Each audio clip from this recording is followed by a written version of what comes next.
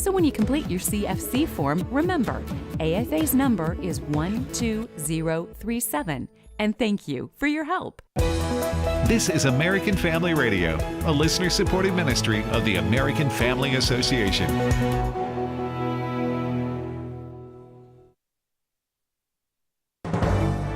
American Family News, I'm Rusty Pugh.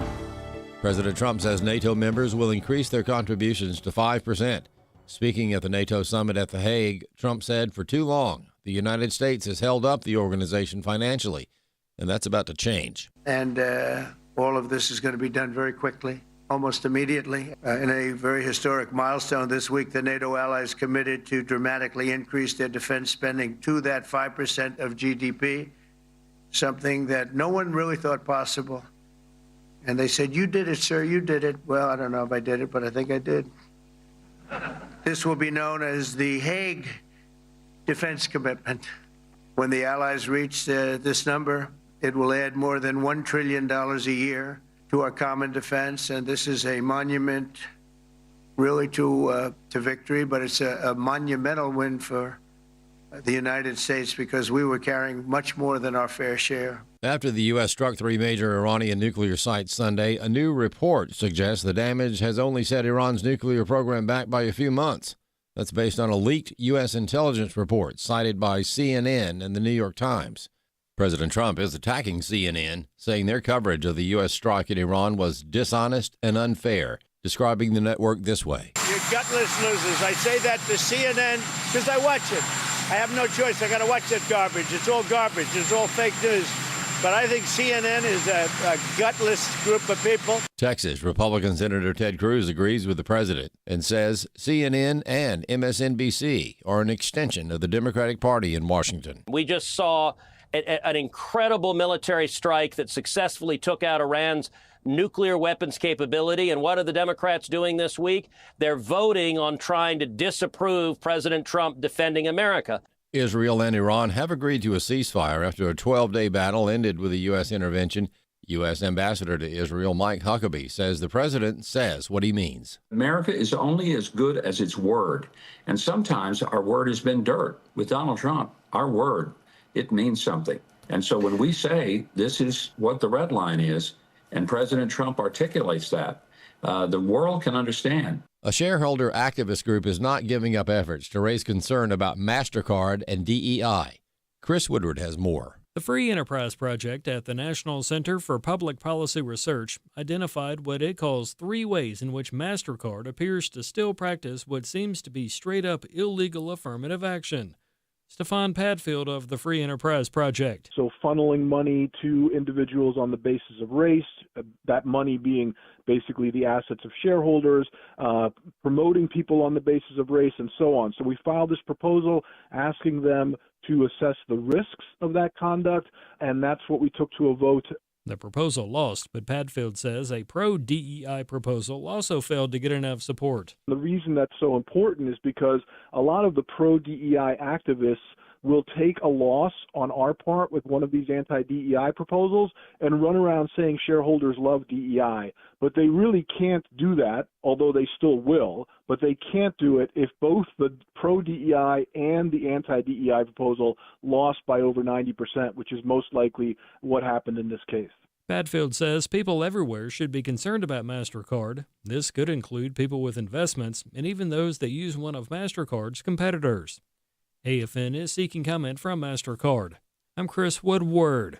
And finally, high temperatures continue today for the eastern U.S., but not for much longer. The extremely dangerous heat hangs on for one more day after shattering records yesterday, especially across the Northeast. Temperatures will begin to relax on Thursday, especially for the Midwest and the East Coast. The cold front helping to break the heat will bring the risk of stronger storms and heavy rain for sections of the Midwest, the upper Mississippi Valley, and the Great Lakes region. And there are flooding concerns for parts of the Southwest and the Plains today. Fox Weather has all of your latest details. I'm Janice Dean. Fox News. There's more news online at afn.net and download the AFN mobile app for your Apple or Android device. I'm Rusty Pugh. President Trump made it clear the government will not go along with the woke agenda. Sadly, the gender radicals have intensified their attacks on our families. Would you sign the petition urging President Trump to stand strong in his resolution to stop the LGBTQ agenda in the government and in America? And please, consider a gift to keep AFA Action in the fight. To thank you for that gift, we'll send you the DVD in his image. Visit afaaction.net today. afaaction.net.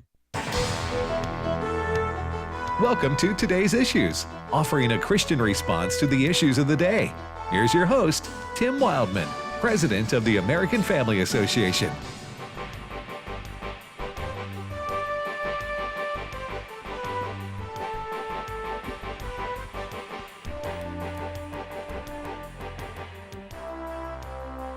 Hey, good morning, everybody, and welcome to Today's Issues on this Wednesday, June the 25th, 2025. Thank you for listening to AFR.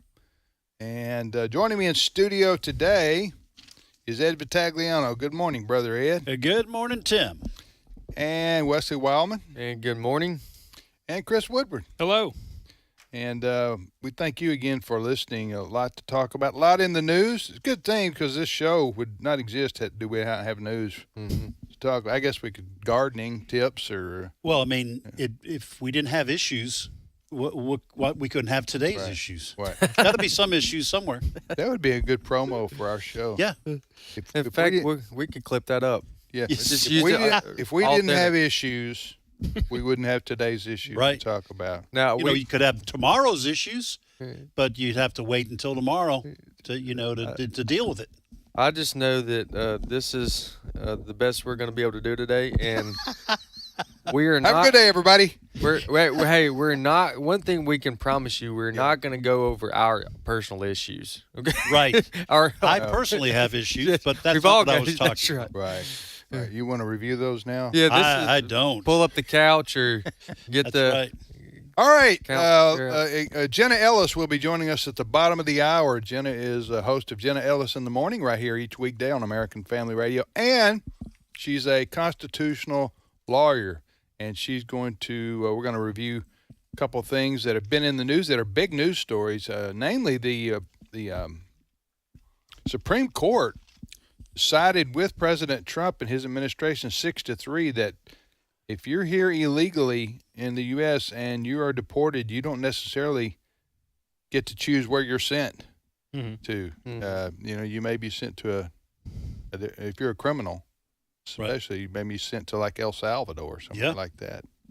So that was a big ruling, and that came down a couple of days ago. We'll talk to Jenna about that.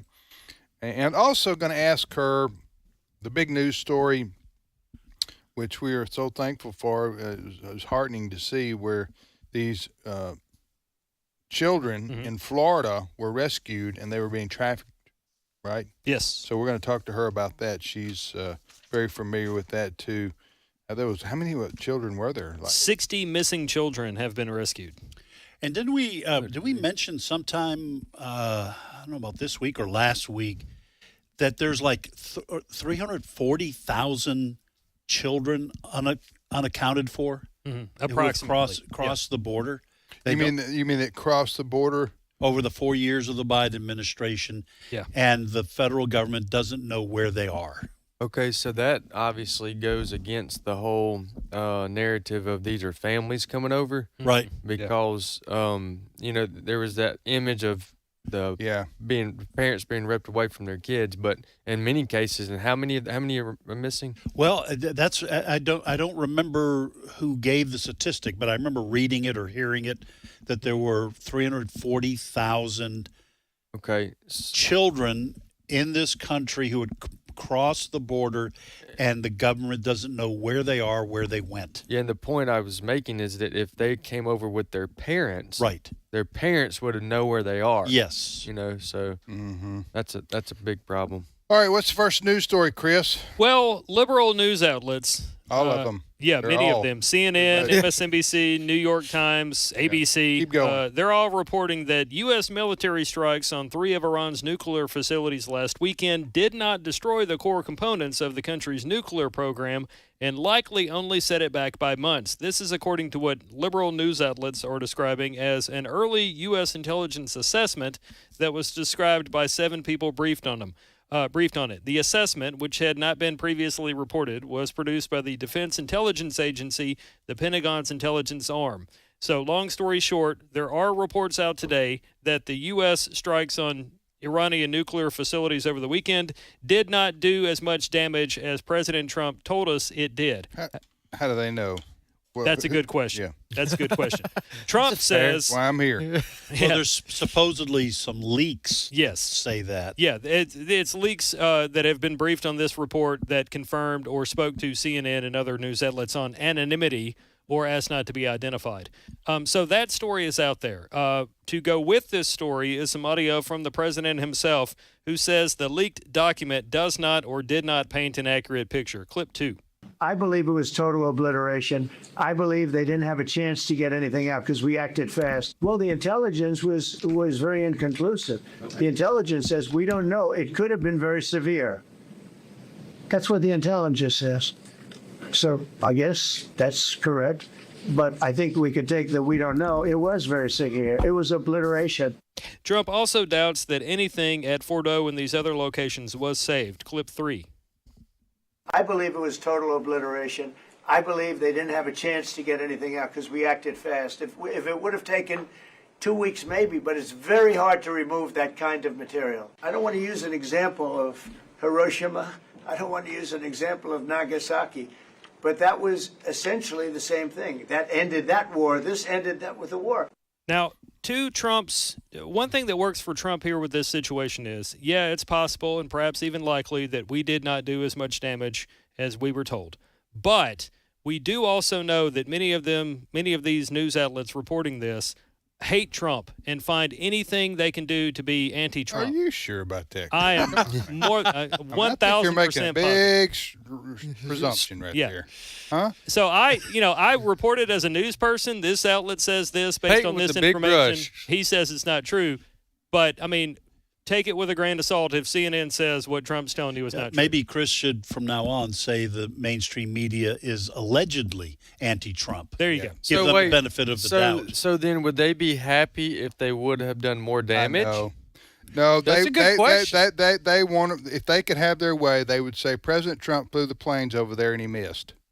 Yes, that's what he they're hit implying. Pakistan. Yes, but you see the point that I'm asking though. Yeah. Are you saying they're like elated that maybe the damage wasn't done that was first reported? Well, and was that because he would get credit? Listen, I've seen other reports that it was worse than that. Our damage that we did to the bombings of the B-2s was even more devastating than we really thought. So and Israel is saying that that Trump's strikes set Iran's nuclear program back by years. Okay, there you go. That's and all if I need Israel to know. says it, right? Then they're the ones with the most at stake here, and perhaps the best intelligence agency in the world, as opposed to leaks from anonymous sources.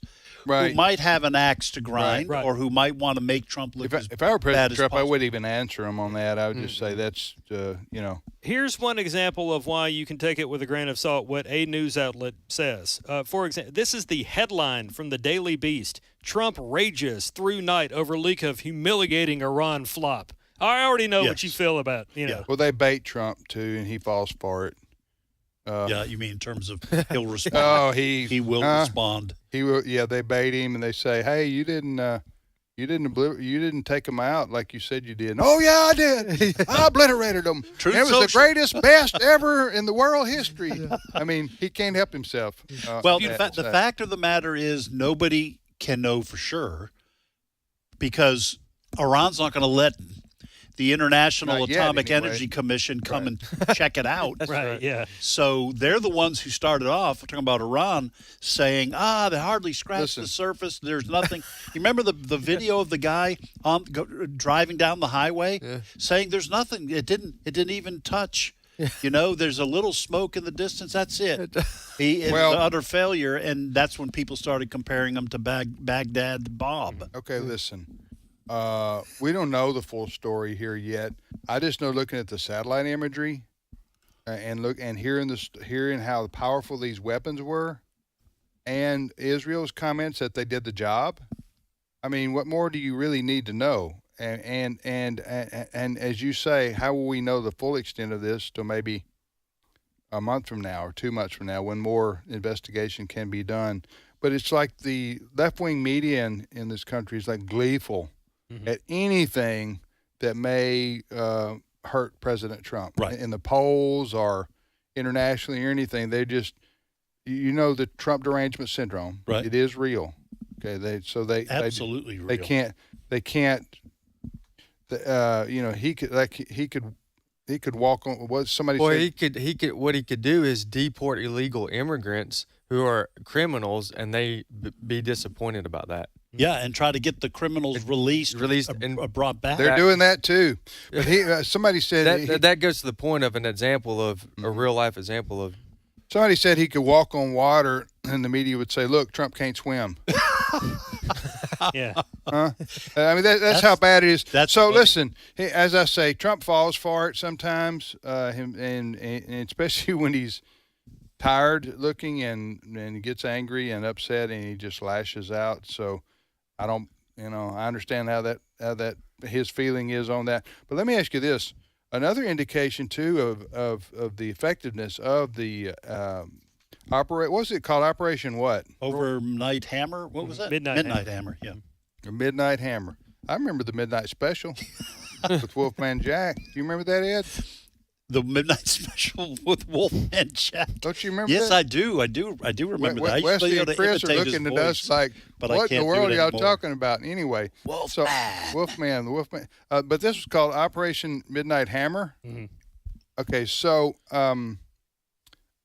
another indication of the effectiveness of it is the truce, or the, what do you call it? Ceasefire. Has that held now for 24, 48 hours? It's still holding, but we're kind of on the edge of our seat to see whether or not. I mean, it's definitely fragile. That's the term we use in our headline today. Fragile ceasefire. And let me just add another thing, too, to this discussion. Trump has said, I think it was yesterday, he said, we'll do it again. Mm-hmm. If they start rebuilding? If they start to rebuild the nuclear program, we'll just bomb it again. And they're not going to wait for them to build it, whatever it is, a mile underground, or it's not quite that far. All right, I want to see. I just want to see if Iran sends weapons again, tries to attack Israel again. If they try to attack Israel again, which I don't think they're going to do, okay, because of the effort that they put into that bombing of the U.S. military base the other day in Qatar, mm-hmm.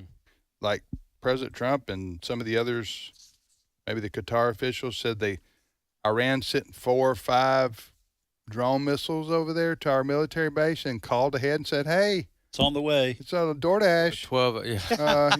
12-hour heads up. You'll see them coming on your Ring camera. Drone Dash is on the way and be delivered in 2 hours. Drone 12. Was it 12-hour warning? Yeah, 12-hour heads up. That's a slow drone right there to go from Iran to Qatar and take 12 hours. What they were wanting to happen is nothing to happen. Batteries right. Well, as those missiles were coming down, one of the news outlets we had on in the newsroom said Iran hopes this de-escalates the situation. You just shot missiles. Yeah, I know. But what I'm saying is, I think had they had anything better that they could have done, or more that they could have done, that's right, Iran at the time, they would have. And this tells me if Iran does not send weapons, or by the way, we haven't even talked about they've got a real crisis in their government over there in Iran. Yeah, they do. In their leadership, because so many of their top lieutenants have been taken out by the Israelis and nuclear scientists, and it's really destabilized that country, and there's some of their infrastructure. So I don't know. We don't know what's going to happen exactly over there in Iran. They got 90 million people, something like that. Roughly. What is that? Iran. I'll check. Look up population of Iran and see what it says. See if Brother Tim's halfway right there. They have 92,400,000. Yeah, Brother Tim. A little bit plus. Wesley will buy you lunch. My missile hit real close right there. Right? Am I right? So anyway, it's a big country, and a lot of people, and you hear reports about, Christianity growing inside Iran, which we pray for, and you hear also reports about the people there. The average person over there doesn't want this Ayatollah Islamic regime ruling over them. They want more freedom, more westernization. So, but how do you? But the problem is the mullahs and the ayatollahs. They've got control of the police and the military. Right. So they can, like any they'd dictatorship, have to turn against the mullahs. It could happen. It's happened in history. We'll see. Well, it happened with the overthrow of the Shah of Iran. In reverse. Because the Shah had a pretty solid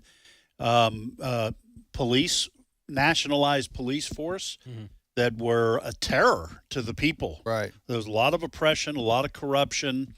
There was an attempt to. But he was our dictator. But he was our dictator. That's exactly that. You kind of say that with tongue in cheek, but it's absolutely true. Right. We're opposed to dictators unless they are friendly to us. Yeah, that has happened all over Latin America, and I'm not saying it's a bad thing. Sometimes you got to work. Some people say we should have left Saddam Hussein in charge. In Iraq. Yeah. Okay, some people say the devil is better than the devil you don't. Yeah. And so it could flip again, and they could go back to freedom, and that's my prayer. But you don't support any devil. I support no devil. Yeah. No more than point. Theologically, we support no devils. Yeah, that was metaphorically. Yes. Not theologically. Right. There is another Trump story here that we actually have on our website as well, afn.net, and it could very well be a victory for President Trump for something he pushed for during his first term in office 8 years ago. Trump has said for years that NATO members need to pay more. They need to pay more. The U.S. is responsible for a lot of NATO. Other members need to start paying up and helping cover the cost here. Yeah. In a story on our website, afn.net, NATO members are poised to enact one of Trump's chief priorities for NATO, a pledge by its member countries to increase, sometimes significantly, how much they spend on their defense. I have some audio from the president himself here, Donald Trump, talking about this. Is he at G7 now? He's at the NATO summit. He's been meeting with NATO members. Okay, G7 was 2 weeks ago. He left G7 early to deal with Iran. Okay, so what we're about to hear is President Trump commenting at the NATO meeting. Yes. Okay, go ahead. About how they're going to pay more. Okay, Clip one. go ahead.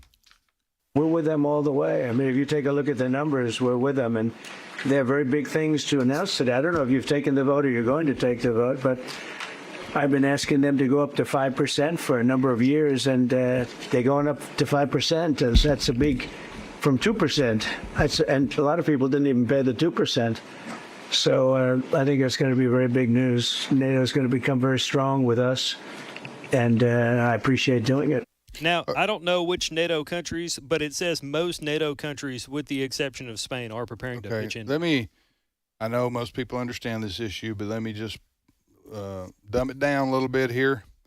So NATO was created after World War II. After World War II. It's called the North Atlantic Treaty Organization? Yes. Okay, NATO. And what it was created for was to be a deterrent against the Soviet Union, the former Soviet Union, which doesn't exist anymore. So thus we ended into what's called the Cold War between basically the United States, which is a part of NATO, and the Soviet Union. We all know that story. So since then, the United States of America we've been carrying all the water, so to speak, the cost and everything for maintaining our military presence in Europe. So, especially what's formerly called Western Europe today. So, President Trump has been trying to get these countries, albeit they're smaller, to pay a certain percentage of their budget to go to their military, so that they will be, it would be a true partnership instead of getting to ride free off the back of the United States. Is that basically, if I basically got it right here? Yeah, and part of the by the way, the NATO countries that you mentioned in Western Europe were a counterweight to the countries that the Soviet Union kept after World War II. They drove the Nazis back into Germany and were approaching Berlin from the east, and then all those countries they took back from. Took out of Nazi Germany's hands, the Soviet Union kept them. And thus they became the Soviet Union. Well, the Soviet Union was separate, but then these countries like Poland, East Germany, Hungary, all these, they became what was known as the Warsaw Pact. Right. So you had the U.S. against the Soviet, balancing against the Soviet Union, NATO, Western European countries balance against Eastern European countries. And I think that NATO has become more willing to up their expenditures to 5%. Again, the exception of Spain, and I'm not sure if everyone's going up to 5%. But because of what Russia did in attacking Ukraine. Right. I think NATO realizes they've got to up their game so that if something else happens, they would be ready. All right, you're listening to Today's Issues on the American Family Radio Network. So President Trump is in, where are they having this meeting? It's in Western Europe, Brussels, the Netherlands, that part of the world. Okay. Anyway, he's over there for the NATO, was that in a couple days, and then he's back here? Yes. President Trump's 79. He'll be 79 in June, I think. Do you know that? He just had a birthday on the 14th. He's 79. Oh, this is June. Okay. He's 70. He's 79. Look it up. I think I'm right about that. I was right about 90 million Iranians. Let's see. You might be just good at numbers. President Trump is... This math teacher would have disagreed with that. See if I'm not right. I think he's 79 years old. June 14th is his birthday. Memory and guessing is what he's good at. You didn't send your card? What are you talking about? His birthday card? President Trump. June 14th. I did a month ago. He's 79 years old, just turned 79. He shares a birthday with Flag Day. That's true. That's right. They had a military parade on his birthday. Yes, that's right.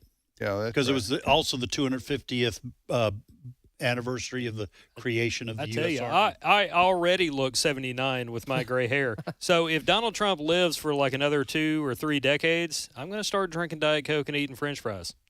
Because there's apparently something to that. There's no better time to start doing that than now, Chris. Let me ask you this. This is no comment on President Trump's mental ability to do his job, because I think he's doing just fine. Okay. But he's starting to look his age, okay, a little bit in terms of, he's 79 years old. Yeah.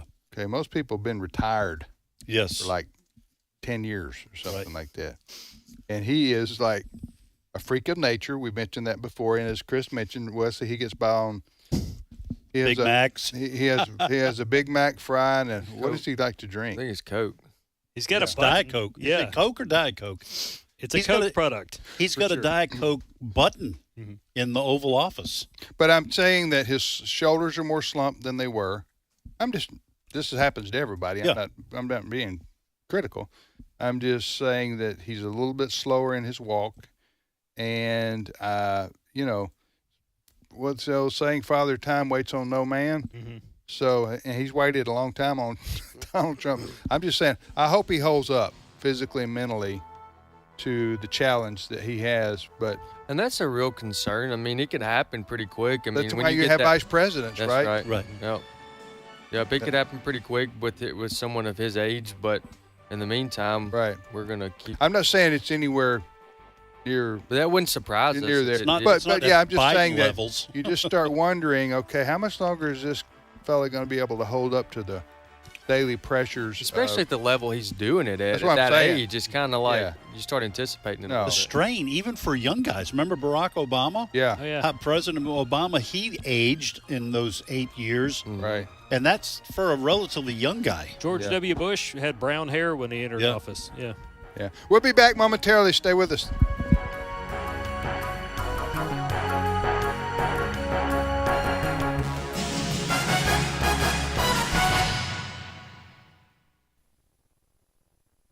It's my turn. Here is your host for My Turn, Don Wildman. There was this young boy once. He loved to draw. He'd take a pencil and a piece of paper and he'd draw anything around him that caught his fancy. Once that young boy was asked to draw a picture of a horse by an elderly gentleman. When he'd finished with the drawing, the gentleman was so pleased with the boy's work that he gave him a whole $1. Now that was back when $1 was $1. That seemed to spur the youngster on. He kept drawing. He worked at it. He loved it. He gave himself to it. Soon he had landed himself a job with a newspaper as a cartoonist. Now he was real proud of himself when he got that job. But while he thought it was something to get excited about, one of his superiors didn't see it that way. The editor of the paper where he worked in Kansas City called him in one day, said he wanted to talk to him about his future.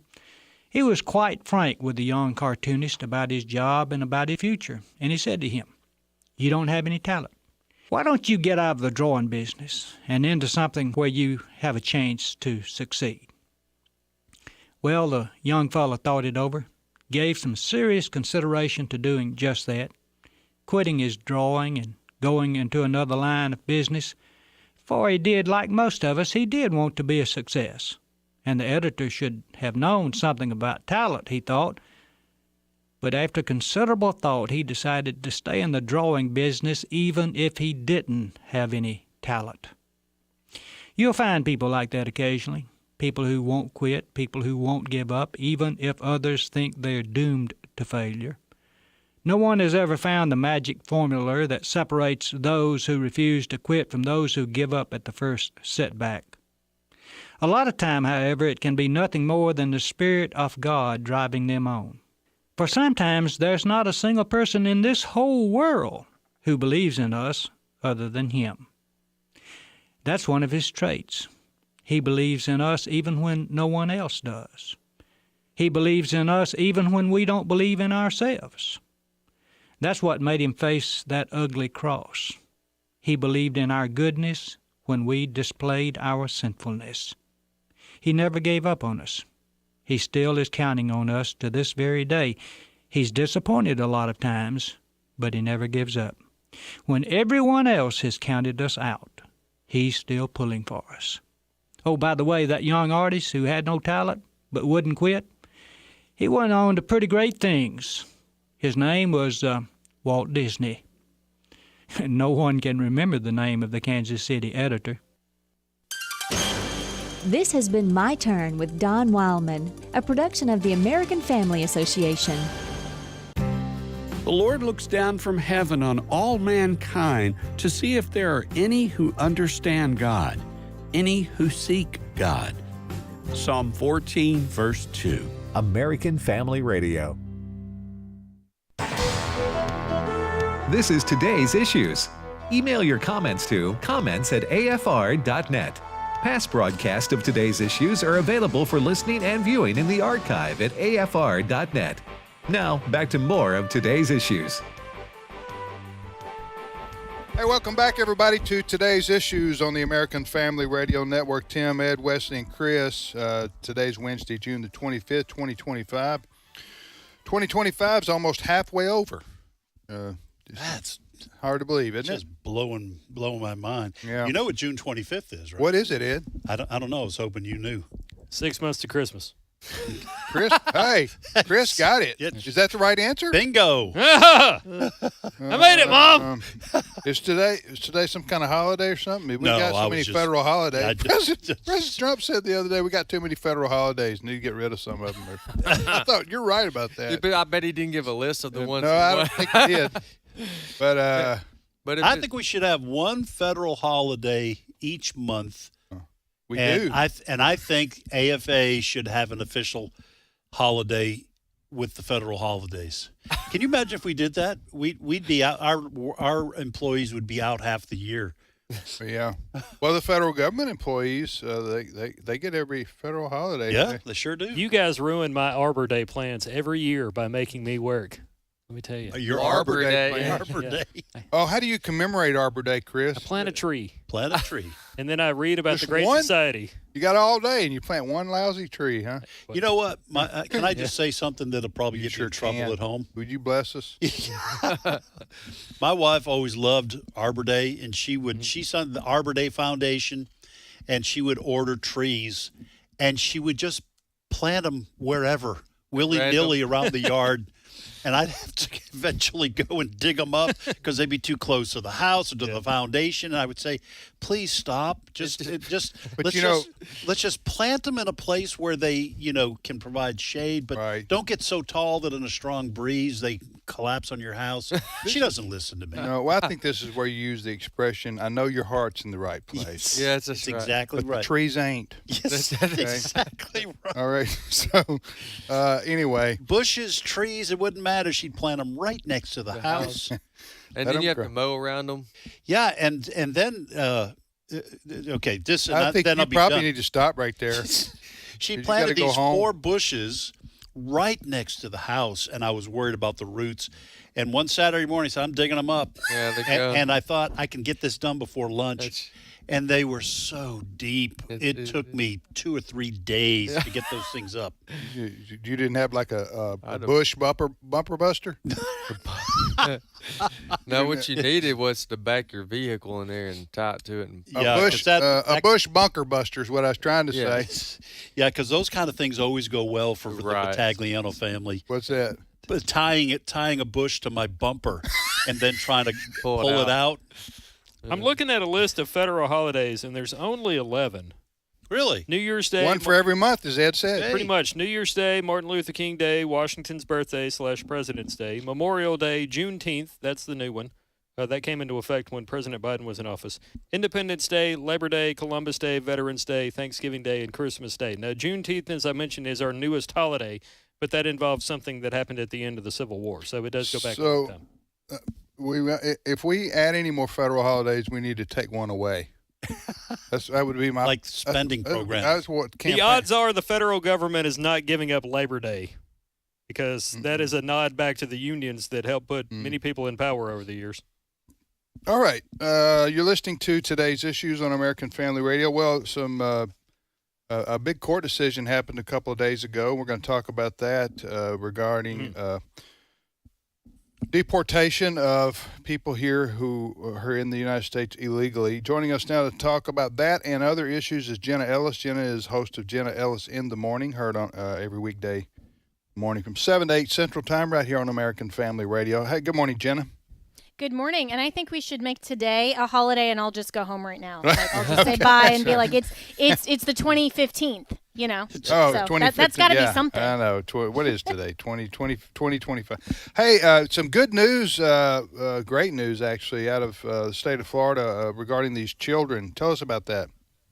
Oh, yeah, in the state of Florida. So this is great, and I just absolutely love our Attorney General, James Uthmeyer, who actually joined me on the program recently to talk about how he doesn't care that a federal judge is holding him in contempt for actually enforcing Florida and federal immigration law. And so now the headline is 60 missing kids are dramatically rescued in a covert human trafficking operation. And this is across multiple counties in Florida.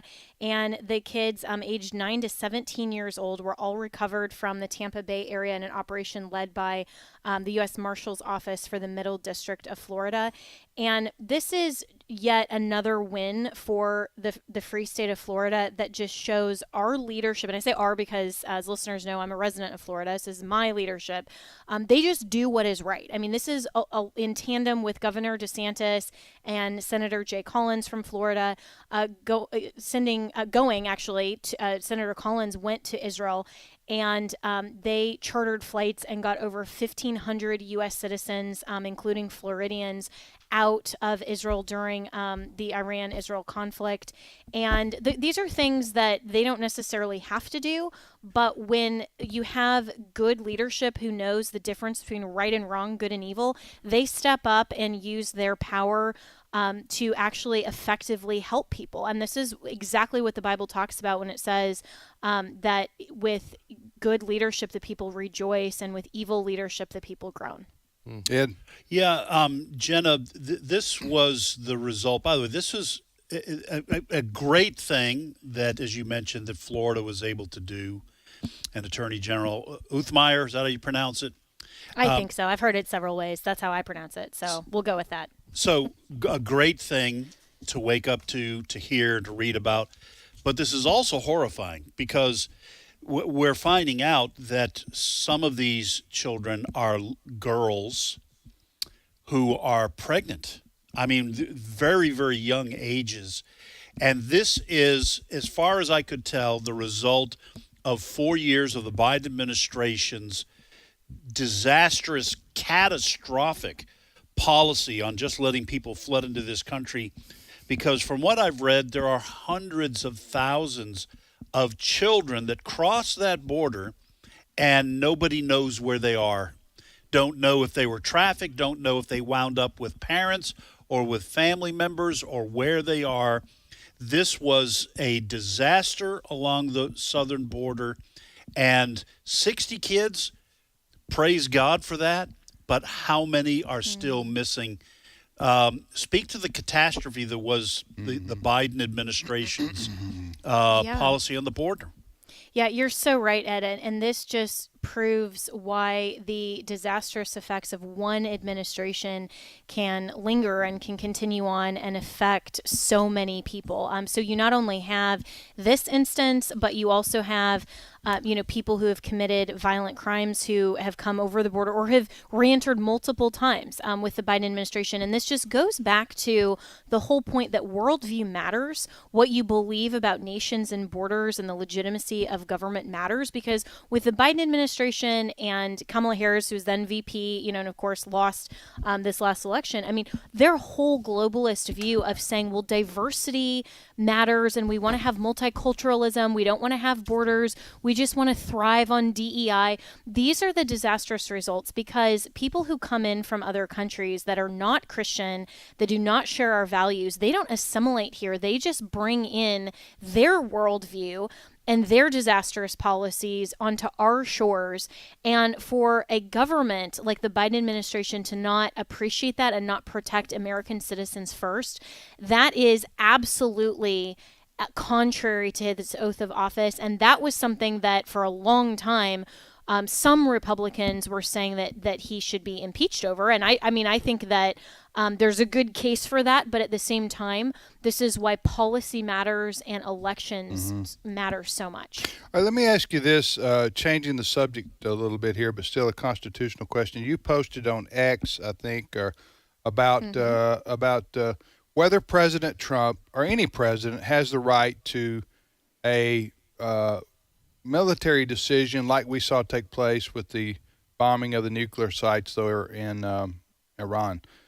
So President Trump authorized these B-2s to fly around the world and drop bombs, massive bombs, and then come home. But some are saying, by the way, the impeachment idea that was a lead balloon. Yeah. Right there, but that some of the Democrats tried to float. But the question is, where do we draw the line, Jenna, on when a Congress needs to be involved in war efforts, and when the president, as commander-in-chief, has unilateral authority? Yeah, and this is a great question and one that even some conservatives are asking. And I actually did an entire segment on my show yesterday for listeners. You can go to afr.net and you can click on the previous episodes. And I did a whole segment on this talking about the difference between declaring war and conducting a preemptive strike, because Article 1 of the U.S. Constitution says specifically that Congress holds the power to declare war, which is a formal, sustained state of conflict. But the commander-in-chief under Article 2 can use military force to protect national interests, and including preemptive self-defense. And so this is why the War Powers Act back in the 70s was passed by Congress, because there is this natural tension between a formal declaration of a sustained war versus military action that that a president can take unilaterally. He does have to inform Congress, and that was done in this case.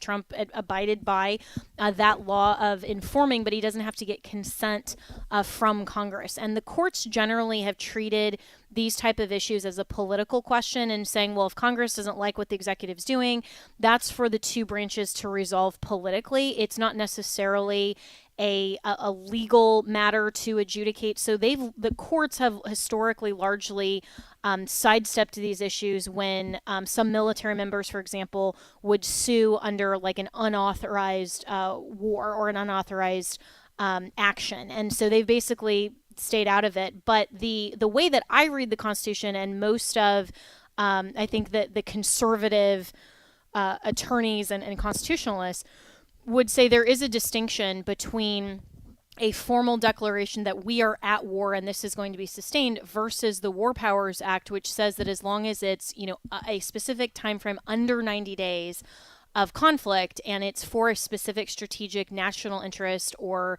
national security interest, the president has that authority because he can just obviously move more quickly to address something than Congress deliberating and having a formal declaration. And by the way, the last time Congress formally declared war was World War II. So we call it the Korean War, but it technically was not the result of a declaration of war. Vietnam, all the things in the Middle East, Grenada, the use of military force has gone on a number of times since the last formal declaration of war. Let me just ask you this, Jenna. Do you think part of the reason why the president seems to have expanded powers to direct the military in warlike efforts is because, I don't know this is true. This is just my take on it. But when the founders established the country, the Constitution, that was back when Congress had to formally declare a war because Congress had to authorize the funds to execute the war effort. But now we have a standing Army, Air Force, Navy, we have the Coast Guard, all of that is already funded. And the president, as the commander in chief, simply decides with, letting Congress know we are going to use these war assets that you, Congress, have already paid for. We're going to use it in this way. Do you think that explains some of the reasons why presidents have used the military without a formal declaration? Yeah, I think that's right. And I also think we live in a very different live response time environment in 2025 than we did in 1787 when the Constitution was ratified. And so it's not that the principle changes or that the Constitution's a living document, but the application of the powers that are given to the commander-in-chief naturally will look differently today than they did back then. I mean, it's the same thing as saying, the argument that, the founders, the First Amendment doesn't apply to your text messages or your social media posts. Well, yeah, it does.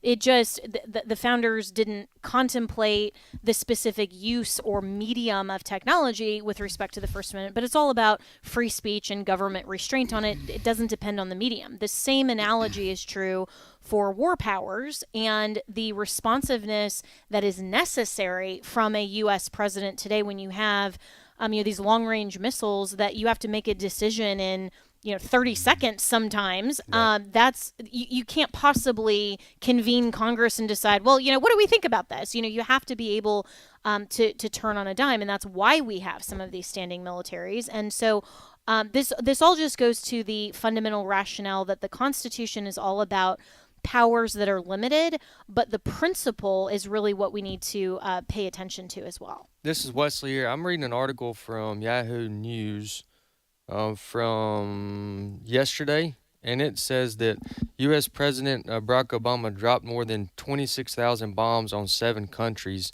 Afghanistan, Iraq, Libya, Pakistan, Somalia,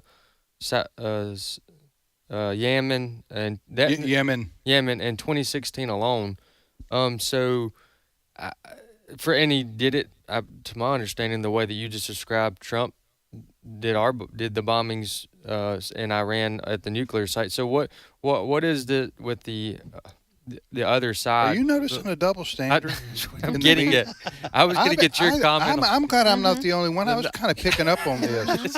Yeah. I mean, it's just the letter after their name most of the time, right? Yeah. I mean, just like with the impeachments of President Trump, the Democrats were saying, well, this is all political. We don't need a legal basis. There has to be a trial. And then as soon as Republicans impeached Homeland Secretary then Mayorkas, it was we're not going to have a trial. That's purely political. They don't have a legal basis. And it's like you can't argue both things, but they do, and they do because they are unmoored from principle. They just want the outcome in the moment.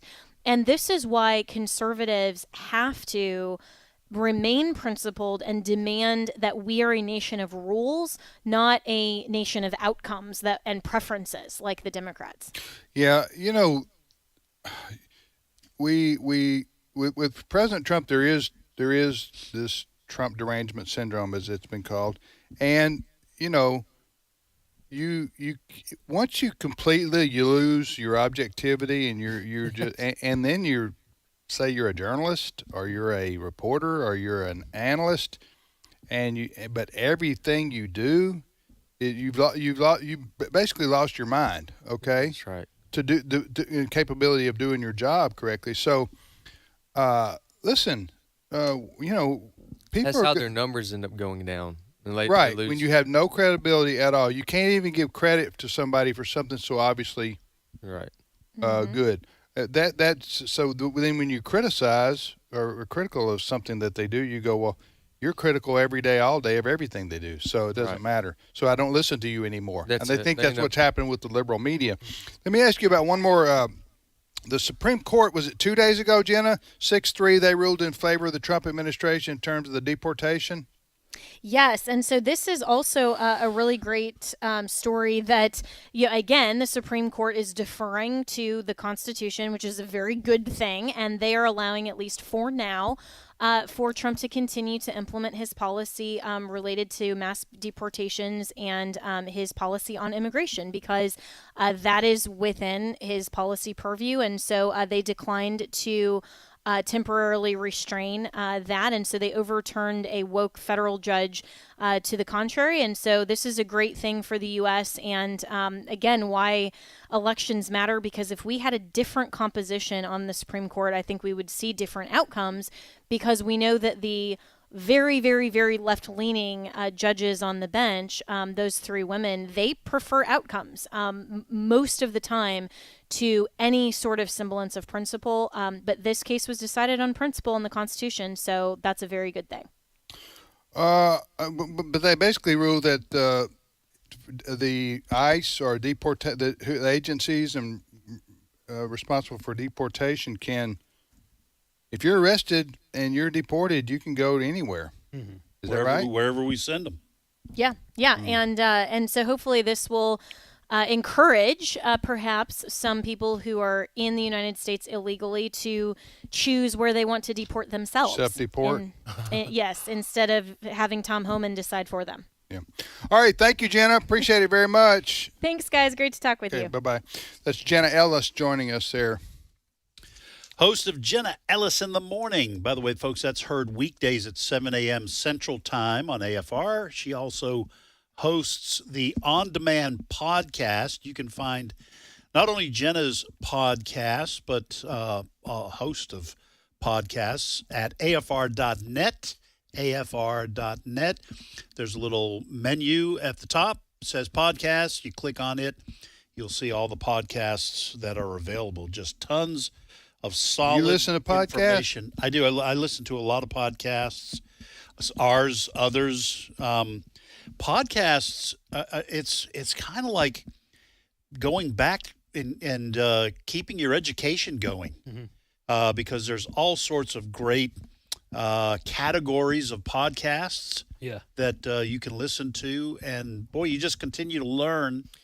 And I like Wesley listen to podcasts. Listen to podcasts and the long form podcast. So an hour and a half. Wow. And so, the reason for that is you can do it at your own convenience, and you can do multiple things at the same time. Yeah. Now, my wife doesn't believe I could do multiple things at the same time, but I prove it.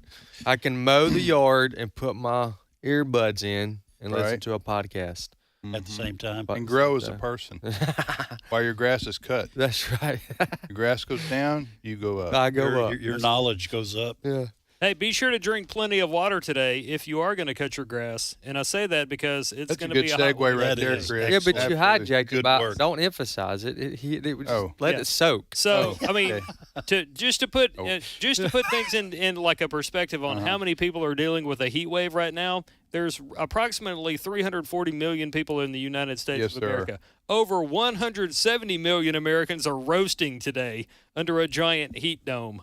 It's not just a heat wave. It's a heat dome. It's a heat dome. It's a heat dome. Like a Thunderdome or something. It just sounds more ominous, doesn't it? You know, you expect Mad Max to come riding down the interstate. We don't need another hero. It feels like a sauna when you walk outside. It does. It's awful. For people that have never been blessed with the opportunity to visit us in the Deep South, pretty much when you step outside, it feels like you're in a giant body of hot water, but there's no hot water. You're literally like, it's boiling outside. But now they're experiencing it in the Northeast. As far north as like Quebec City. And this is the first time they said in decades that they've had this kind of heat.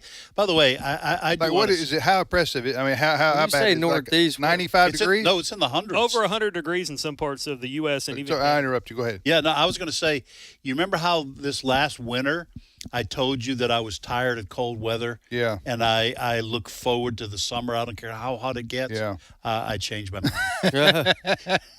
Well, go ahead, Wes. Well, I was going to say with the heat wave here, what part? When you say Northeast, how far and how high? I mean, pretty much the Midwest through the northeastern part of the U.S. New England. And even into Canada. Wow. Now, in Quebec City, it's not going to be 100 degrees. Like right now, it's 71 in Quebec City. But, I mean, that's still getting pretty warm. So this afternoon when I get home from me.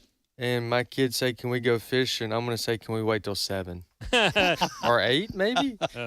Well, and by the way, that does affect heat does affect fishing, doesn't Well, it? Because the water heats up as well. That may be true. I'm not that good at knowing the that type of thing as it relates to fishing. What I was referring to is that the 10 degrees cooler and the sun being behind the clouds or behind the trees makes a difference for me. Yeah. Absolutely. No, you're right. I went to Washington, D.C. in July, and it was. I think I want to take this opportunity as a Southerner to look north to our friends in the north and the Northeast and say, because you're always making fun of us during winter. Yeah. No. You're always making fun of us during winter. You bunch of weenies down That's there. right. It gets down to 30, and you shelter in place. Or shelter in place. Inch of snow on the ground. Inch of snow, and you call out the National Guard. I mean, cancel. So now it's our turn. I like this, where this is going. Now it's our turn to say, fair. You know what? You need to suck it up, Buttercup. Okay? All right? Because you got a little heat wave going on. I put heat wave in quotations, and everybody's freaking out saying stay in and do this and do that. Drink your water, put sunscreen on. Yeah. Well, welcome to our world every summer. I visited, my dad and stepmom took me to Washington, D.C. in the early to mid-'90s, and it was the first time I'd ever been there. We went to Mount Vernon like a lot of people do when you're in D.C. I have no idea how the Founding Fathers did it without air conditioning. Because I toured Mount Vernon in like mid-July, and it was awful. No, yeah, we all need to be thankful we were born during the air conditioning age. Huh? Yeah. Am I right? You see pictures of people in the early 1900s sitting outside. They're wearing wool. Oh, yeah. And I just there's no wonder now people used to sit on the porch all the time. Yeah. Huh? And cold water, like what would we do without ice water or cold water? Or refrigerator. They used to. My dad tells stories about how they used to have the truck come by his neighborhood in Boston, the Boston area, to deliver ice for the ice box. Yeah. You put ice in the bottom of to keep your food cool. Yeah. Right, now you deliver ice, everybody starts running. It's a different world we live in today. And a different ice, but yeah. Oh, that wasn't the ice you were talking about? No, but that's good. I like it. My bad. We'll be back momentarily. Stay with us.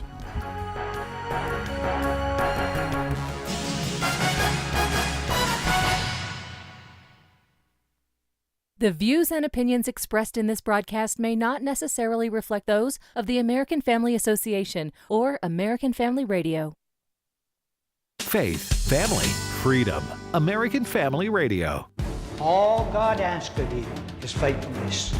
Headlines in USA Today. Did you see it this morning? All the odds against us. Faithfulness is the word. There's a place for you on the battle line. Engage in the fight for America's families. Visit afa.net and then take your position. A message from the American Family Association. This is American Family Radio, a listener-supported ministry of the American Family Association.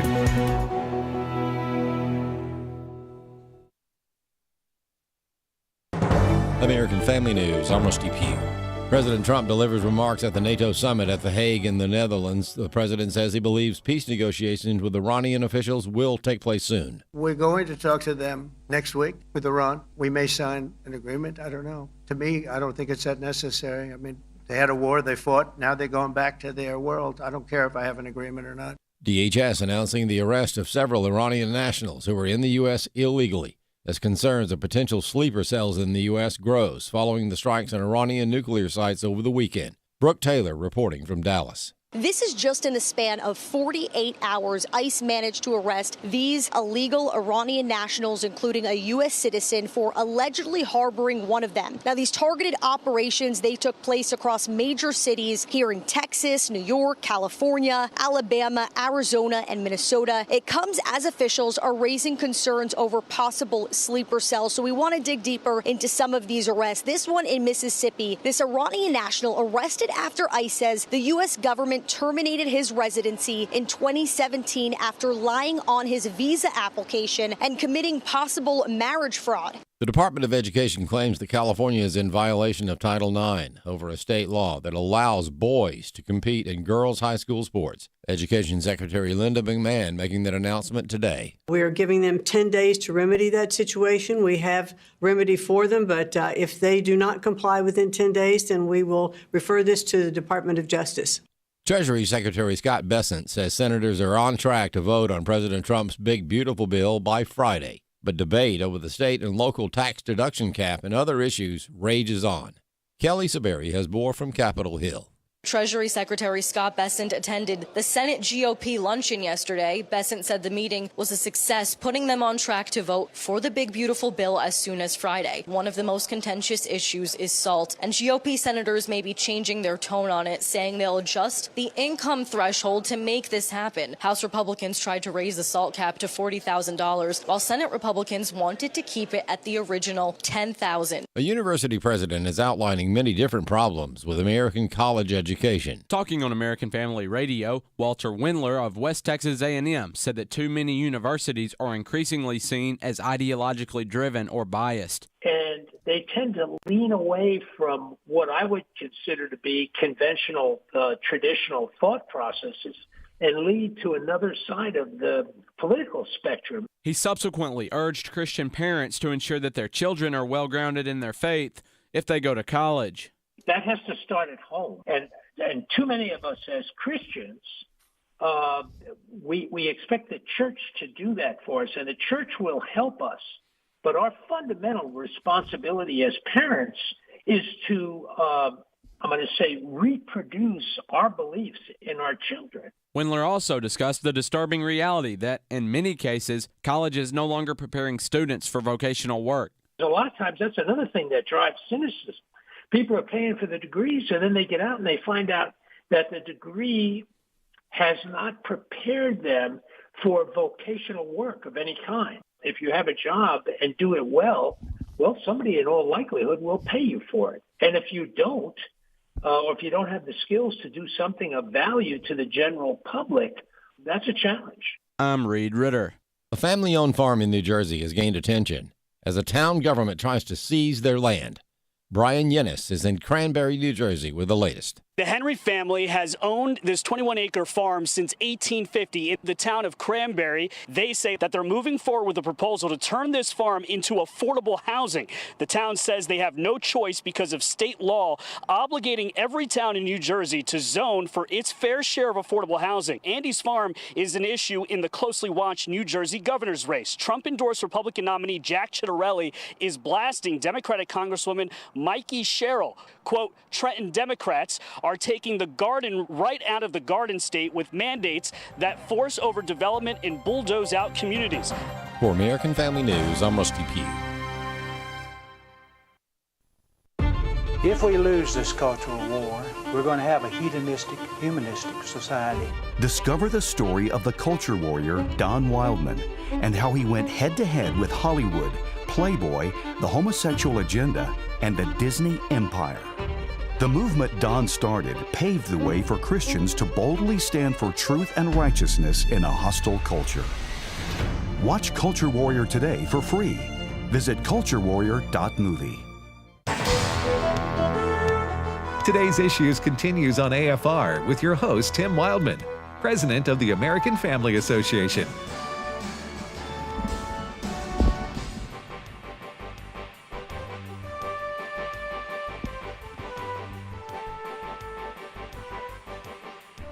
Hey, welcome back, everybody, to Today's Issues on the American Family Radio Network. Thanks for listening to AFR. Tim here with Ed and Wesley, and now Steve Paisley-Jordahl joined us. Good morning, Steve. Good morning, everybody. Your rare short-sleeve shirt. Yeah, okay, so this is my chili pepper shirt, and I'm wearing it in honor or because of the heat wave.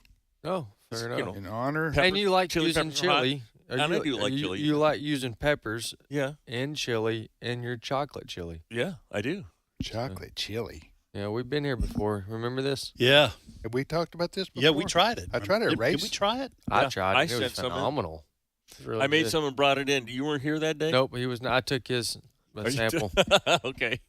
Oh, I guess I shouldn't judge a food by its recipe, but that doesn't sound right. No, it didn't. I had to close my eyes. I closed my eyes and I Chocolate tasted chili. it. Anyway, Steve has a shirt on that has a bunch of red hot chili peppers. And For the heat wave that we were discussing.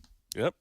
Were you a fan of that band, Steve? No. The only thing I know about the Red Hot Chili Peppers is the bassist was in Back to the Future 2. He was the boss.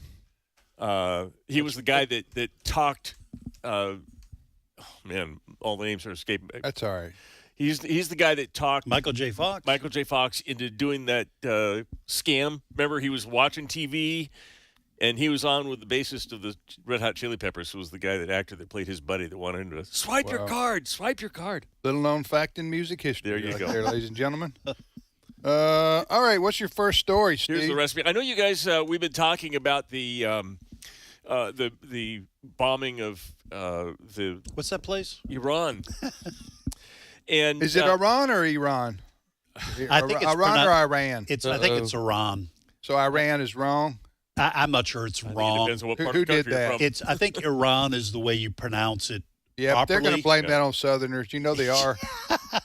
Iran. Who started That's calling the it Southern Iran? way. The rednecks Iran. did. The rednecks.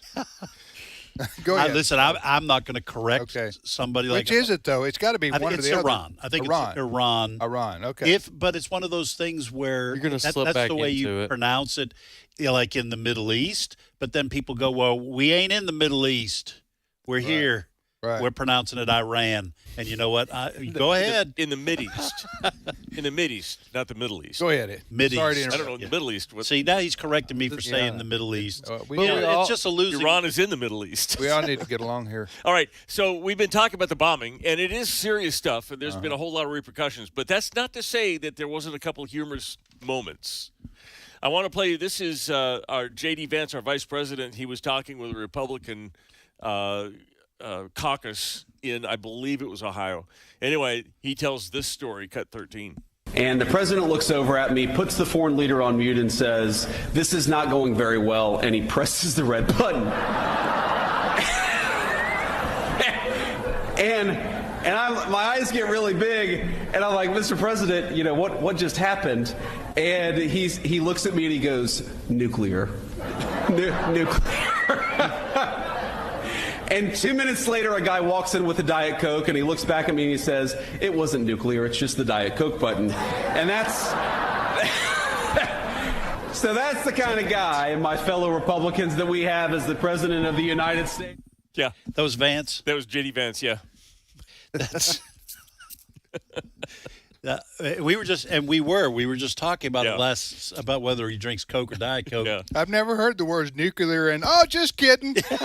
I've never heard that. Especially I've never heard that in a combination. Especially the guy that actually has the button. Yeah. I'm just kidding you. Just one of those scare videos I see. Had you go in there, didn't I? Yeah. Had you going. You might want to move your family to a shelter before I push this button. It's just the Diet Coke button. Yeah. Yeah, and the thing is, that wasn't even a comedy skit. There's offhand there. Yeah. All right. So, the trans influencer, I'm sure you all have seen him, Lily Tino. I'm kidding. Who is it now? A trans influencer. Now, what is that exactly? This is a dude that thinks he's a woman. All right. And who dresses up like a woman. All right. And has a large following. He has a large following of all right. Deranged people. And in one of his posts, he went to Disney World. And he decided that he was going to rate all of the restrooms in the women's restrooms. So he walks into the women's restrooms with a cell phone taping in the women's restroom. Well, that's illegal, and the AG of Florida is investigating this guy. He could spend up to 5 years in prison. I don't know if it would be men's prison or women's prison. Being in probably be a men's prison. But you guys are saying he picked the wrong Disney, didn't he? Yeah, it should have been Disneyland, which is in California, but he went to Disney World, which is in Florida, and they don't do that there. Yeah, a little different background. How does someone not know that you shouldn't be filming You shouldn't be filming in a restroom. I think he knows. I think he just doesn't care. Yeah. I'm trans. I can do whatever. Well, he's going to care now. Yeah. Now, I doubt he'll go to serve prison, but if they do decide to prosecute him, I don't know. That may be a felony. Yeah. I don't know what the law says in Florida. I printed it out, but Can't then I film in a bathroom. I'm guessing that's in there. What's that? Yeah, I'm guessing film in a bathroom. Violate people's privacy. Yeah, I actually will tell you about the. Can't have security cameras in there either. No, you there's can't. reason- I mean, there could be children in there, but like you said, Steve, this is part of the trans movement. I'm not saying they're all this way, but they want everyone else to adjust their lives and their beliefs to accommodate the way they view things.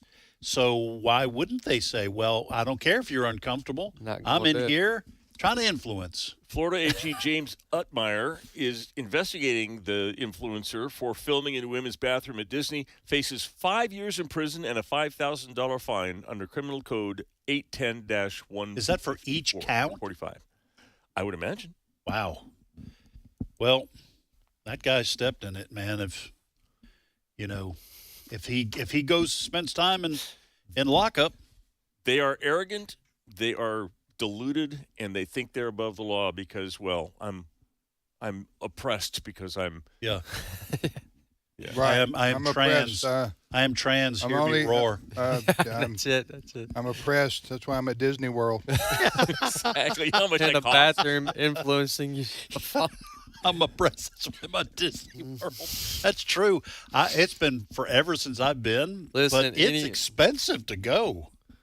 Yeah, almost all in America in 2025, almost all oppression is self-inflicted. Yeah. It's not. That's right. It calls a system. Yeah. Maybe he's possessed. I just don't know where he must not have a committee to review the agenda for the next day. This trans influencer guy, he must not like a board of directors. It must just be he may be pulling his own. He just does what he didn't check in for the Monday morning because meeting. you don't sit around at a meeting, a committee, and go, "Hey guys, I got this idea." Guys or gals or whatever you are. Whatever. I'm thinking about going to Disney World. And hear me out now. Let me finish. I'm going to go and rate the bathrooms, the women's bathrooms. On video. On video. So I'm just going to throw that idea out. And using a phone. Just video camera. I'd like to have a little reaction. Let's go around the room. Yeah. So do you think that happened? Do you think that's the best way, the best use of my time? No, I'm thinking not. Okay. All right. This is a guy who's hanging out with his friends. I think she's a girl, Ed. Yeah. You're misgendering him. I'm misgendered. On purpose. Yeah. All right, go ahead. Anyway, next story. It cost. Well, let me button this here. All right. It costs up to $189 per day for one park pass, depending on what time of year you're buying. $189 a day. $189. You're not oppressed. To Tim's point, right? You're not oppressed if you can afford that. Just throw away money so you can have photos taken with Prince Eric in the Little Mermaid exhibit. Yes. I just came up with that at the top of my head. It sounded so good. All right, I think we need to move on. Let's move on. You might want to move on from this too. Did President Trump released all the documents surrounding the JFK assassination? I think. Whatever happened to that? Well, not much, except if you listen to Marjorie Taylor Greene, she has a theory. She has gotten. She's the congresswoman. A Republican congresswoman from Georgia. From Georgia, and she's gotten into a little spat with Mark Levin over the bombing of Iran. Mark Levin thinking that it was a good idea to go in and stop Iran from having a nuclear weapon. Marjorie Taylor Greene thinking, oh no, we're getting into a forever war and World War III is coming. And so Levin happened to say to her, he tweeted out to her, MTG, you are stupid, and you keep banging your head against the wall. Thankfully, POTUS ignored you and hit the Iranian nuclear missile sites. You seem very upset about it. I'm not going away. You're on my radar. To which she responded with a long post. Mark, you have the exact same tone and language as the psychopaths use that send me death threats every single day. And then she says, let me introduce you to my friend Jesus. He said, blessed are the peacemakers. Jesus is the Messiah. Jesus is the one and only Son of God, she says. He was put to death on a Roman cross. He will return one day, and he will bring everlasting peace on earth. He also said, pray for your enemies, so I will do my best to pray for you. Okay, so she witnessed to him a bit. And then she says, there was once a great president that the American people loved. He opposed Israel's nuclear program, and then he was assassinated. So I don't know where she was reading in the documents that were released, but apparently JFK was assassinated because he opposed Israel's nuclear ambitions. Well, this According is to her. a new idea. Now I've heard it over the last year, but I'd never heard it before that. This is relatively new that the Israelis were responsible for the assassination of JFK. I've heard that the mafia did it, the CIA did it, it was a lone wolf did it, that there was more than one, that the Cubans did it, and now the Israelis are. First of all, I think Chris Woodward said this when we went over this story in our story meeting, or maybe it was you, Steve, I don't remember.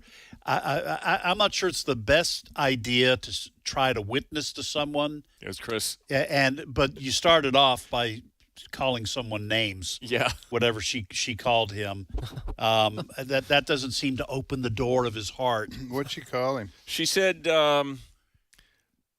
Mark, you had the exact same tone and language as the psychopaths use that send me to death threats on a single day. You should be fired from Fox News and shame on Fox. Ed, for witnessing purposes, you don't think that's a good idea? I don't call someone a psychopath. I hope you get fired. But let me tell you about the love of Jesus. Okay. Now, she's a congresswoman. She's free to do whatever she wants. But listen, what do you guys – I have no idea. I don't think the Israelis were responsible for the assassination of JFK any more than I think that certain world leaders are reptiles. Don't you? Reptile. All right, aliens. listen. What we're arguing, those are two conservatives right there. Yeah, solidly so. I think yes, their records show that, right? Yes. So, shame they're in a fight like that, but it is what it is. And I hate when it gets ugly and personal, and it certainly does today in the world of instant response and social media. It's just like, can you not sit on something for 24 hours before you feel the need just to not if you're wanting to get people to follow you. I know. Well, they're trapped by that paradigm. Right? They need to, they want to watch their numbers go up. Yeah, she might need the same board of directors the influencer isn't using. The transfers, right, right. But anyway, but what I would say would be, I understand both sides. Marjorie Taylor Greene represents the part of the MAGA movement, or not necessarily just the Make America Great movement.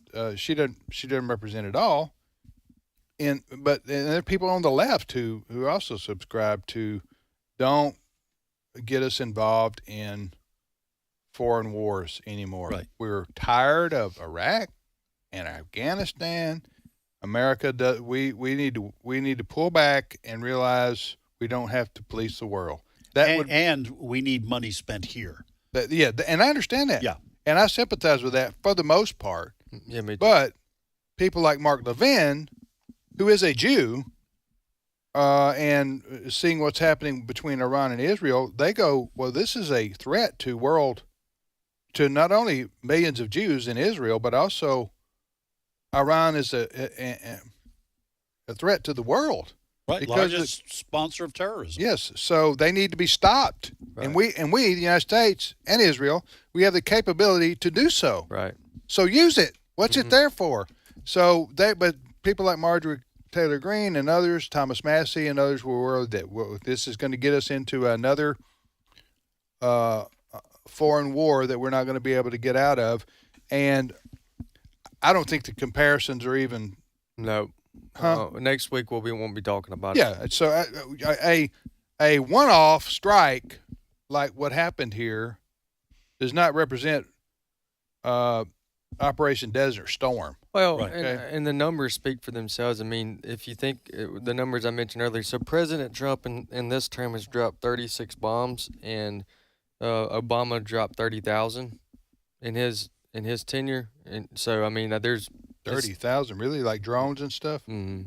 So if you look at the number, my point is we're nowhere even near the number of. Right, I know. And it's not. We didn't have the same conversation. No, in fact, I didn't even care when Obama was dropping bombs on terrorist sites. I remember when we did that in Libya. Good for you. Remember we struck in Libya without congressional authorization? That's one area we can agree with President Obama at the time on. Yeah. Good job for you, So next story, Steve. I just want to say that if Israel was responsible for JFK, it would have been like the cigarette lighter in the limousine blowing up, not something so ordinary as a gunshot, given the operation.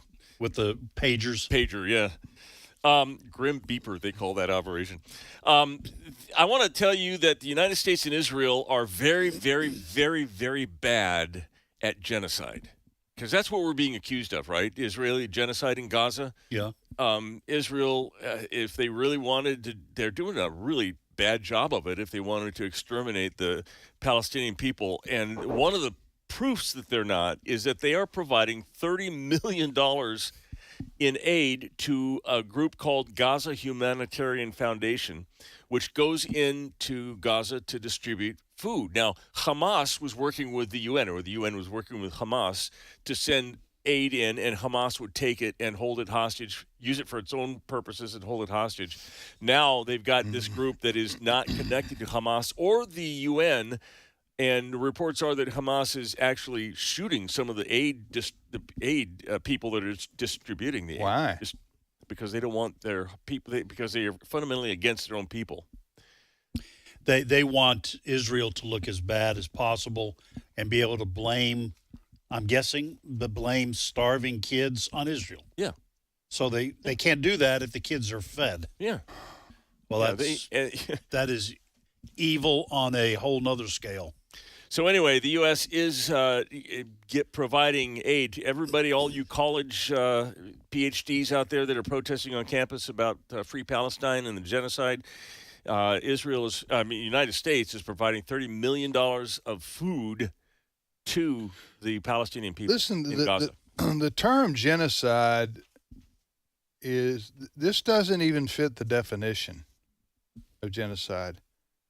Genocide is when a a group of people are attacked for their ethnicity. For the purpose of annihilation. Yeah. Yes, or like you could say the genocide in World War II with the concentration camps for the Jews. Hitler and the Nazis were trying to kill all the Jews. Okay. In the case of the Gaza war in Israel, between Hamas and Israel, if the Israelis were involved in genocide, they would be attacking all Arabs. It would just be a war against Arabs. Right. Well, 20% of the population of Israel itself is made up of Arabs. I know I've had many friends over the years living in Israel who are Arabs. Israel doesn't target them for death. Right. Yeah, and so also, it's a political and struggle down there, an ideological struggle. Israel's not committing acts of genocide. So go ahead. Right, and also genocide is usually doesn't need to have been provoked. It's an ideology that you just live out year round. It doesn't change. But this, everything that they're doing here is in response of what took place. Also good in October of 2023. Even if you could limit the genocide to say it's just we want genocide on the Palestinian people, it would be a lot easier to just flat out drop bombs on hospitals and schools where Hamas is hiding behind its citizens and using them as human shields and claim that. That's right. Yeah, but no, they went in house by house at the great cost in Israeli soldiers' lives.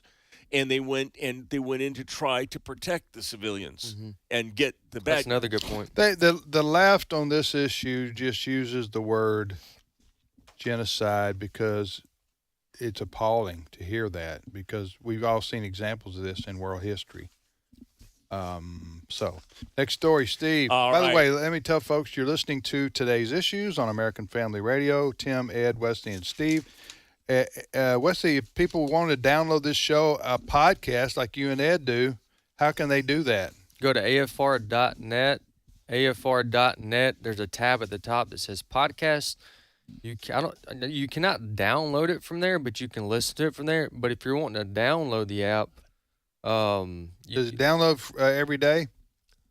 Can you set it up to automatically download every day? And I know I'm asking a question I know the answer to, but.